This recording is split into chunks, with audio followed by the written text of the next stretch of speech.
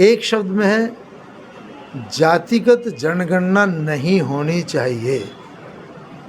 क्योंकि अगर गणना कोई की जानी चाहिए तो वो गरीब और अमीर की जानी चाहिए। गरीब कौन है, अमीर कौन है?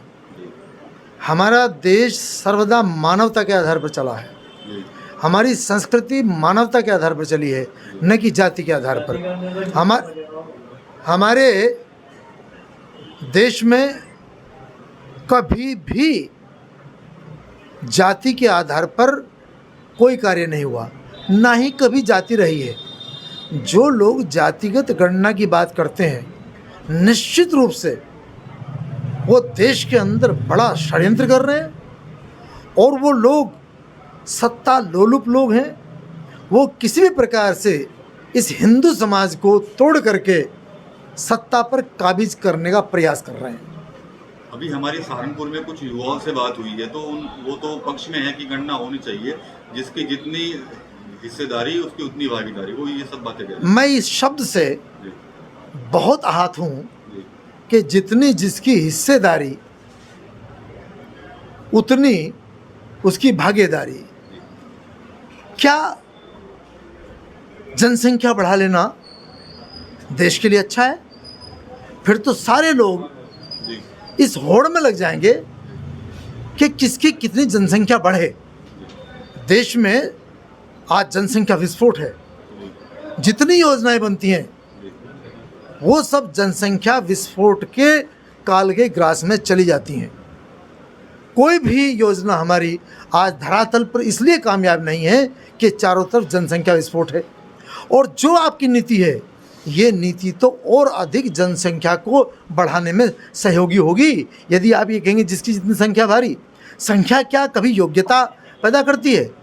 अगर मैं अन्यथा ना लें, एक शेर है और 1000 जंगल में गीदड़ है, तो शेर महत्वपूर्ण है कि गीदड़ महत्वपूर्ण है? योग्यता महत्वपूर्ण है, जनसंख्या महत्वपूर्ण नहीं है।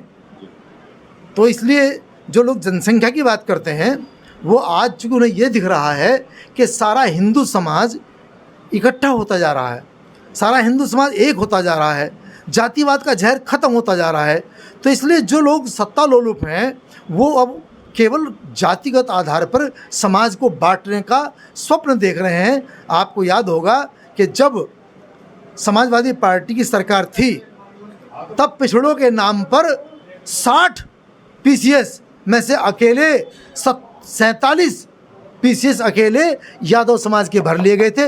ये था पिछड़ा समाज। अगर ऐसा ही जाति का इन लोगों को जाति के ऊपर वो है, तो चाचा भतीजे की लड़ाई क्यों होती है?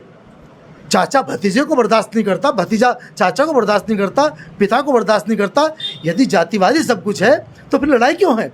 आज एक भाई अगर एक ऑफिसर है, दूसरे भाई को अपनी संपत्ति में से एक टुकड़ा देना नहीं चाहता, किस जातिवाद की बात आज समाज करता है?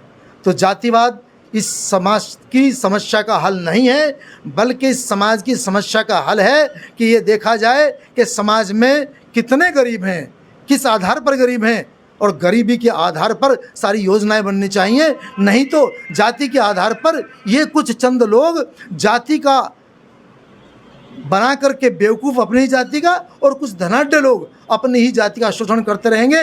ये लोग अपनी जाति का, समाज का और राष्ट्र का शोषण करने वाले लोग।